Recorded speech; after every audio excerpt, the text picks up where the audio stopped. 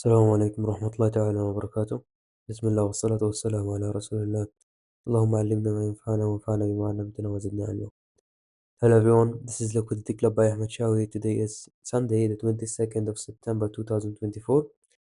I'll be doing the weekly market review starting with DXY. Here we have the weekly time frame chart. As you can see, price has traded down lower and took the sell liquidity that I've been calling out for weeks now.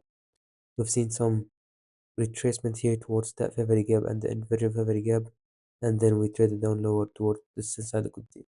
Below the sell side liquidity we have this low, and just below this low we have this fair value gap that I have annotated right there. So I'm looking at that level, but for now I'm thinking that we might be going into some kind of consolidation before having any kind of directional move in the markets.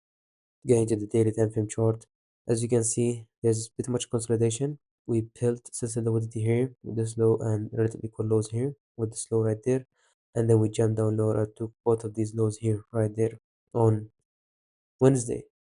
So and then the rest of the week we just on Thursday we retraced, and Friday was pretty much inside that range.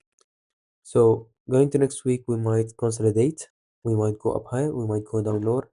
I have my targets have been met. So I don't really care what the market does after that, after onwards. After my target has been met and this sell side liquidity has been reached towards, I don't really care if price wants to reverse run up higher because I'm not in the trade. I'm not in the trade. I'm not short since my target has been met. But now if the market pretty much tip its hand to me that it wants to push down lower towards this low and the fair value gap, then I'll be interested in taking some shorts towards these levels or these liquidity pools or these drawn liquidity that I'm aiming at. But for now, I'm expecting some kind of consolidation and we can actually see some reversal.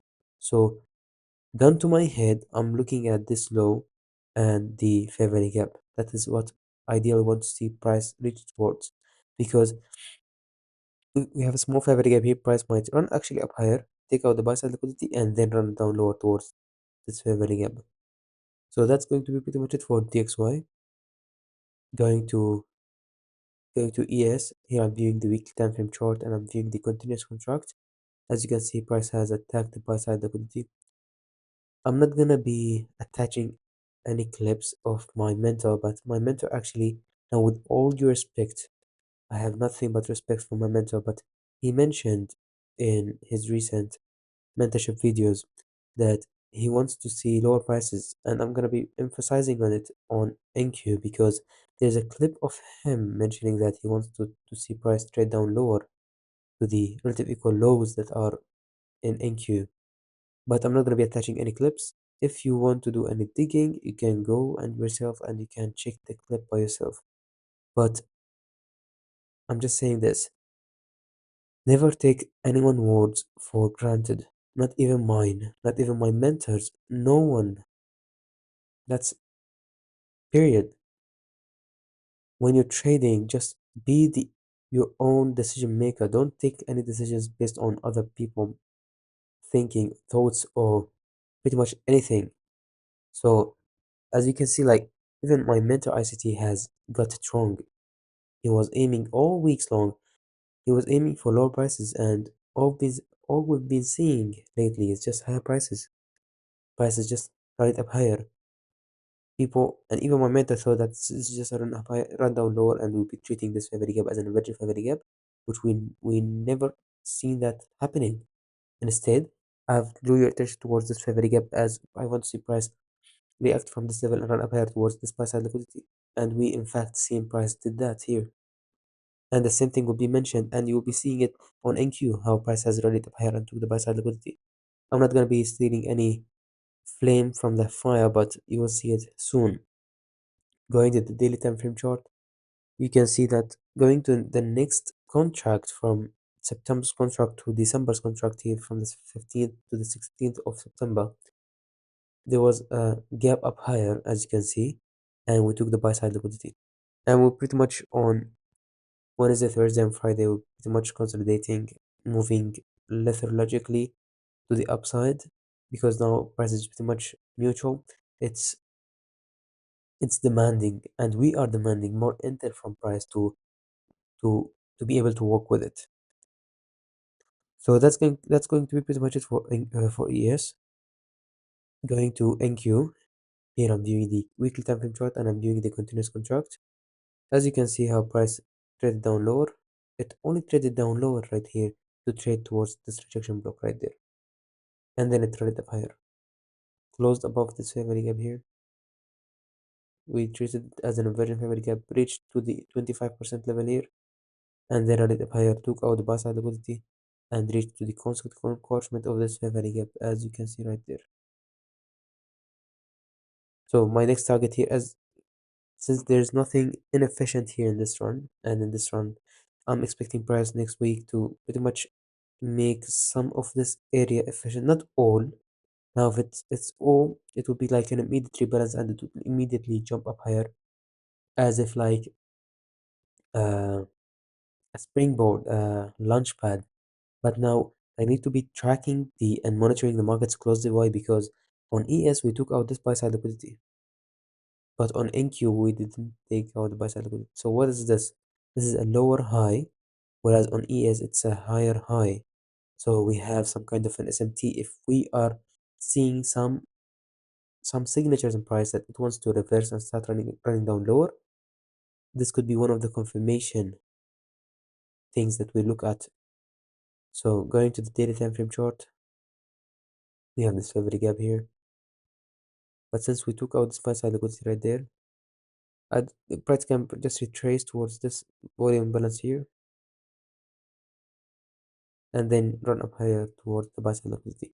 Now this can all change because, as I've mentioned, in ES has took out the buy side liquidity that is right there here, but NQ didn't take out the buy side liquidity.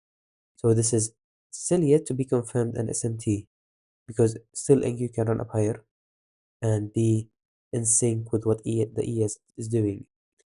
So that is going to be pretty much it for NQ. Going to Euro USD, also known as the fiber. Here I'm viewing the weekly time frame chart. As you can see, last week we traded down lower, a bit of a mohawk below that favorite gap, and then this week we traded up higher. We were close towards this buy side liquidity, but we didn't reach towards it yet. Pay attention to my words. We didn't reach towards that buy side liquidity yet. And then above this buy side liquidity, we have this buy side liquidity right there. Going to the daily time frame chart. As you can see on the daily time frame chart, we actually took the buy side liquidity here. And after we took out the buy side liquidity, we've seen a retracement here on Thursday towards this inverted favorite gap and this favorite gap here on the daily time frame chart. And then Friday was pretty much a consolidation here after we've met this target right there. Now I want to see price push pretty much from this bullish order block. I want to see price push to the upside, attacking this buy side liquidity right there. So that's going to be pretty much it for Euro USD, or also known as the fiber. Going to Pound USD, also known as the cable. Here I'm viewing the weekly time frame chart. As you can see, the pound is just running up higher as I'm expecting it to be. You can look back to in my weekly reviews and you see all through this run here, I was expecting higher prices. Now, at this swing, I was actually expecting some lower prices to attack this relative equal lows here, but we didn't see that coming. And in fact, we've seen price reverse and run up higher towards the buy side liquidity. Now, this is the buy side liquidity that I've been drawing your attention towards right there. And just above this buy side liquidity, we have this favorite gap, this small inefficiency that is found in the markets, where price is likely going to be treating them as a magnet and it wants to reach towards them.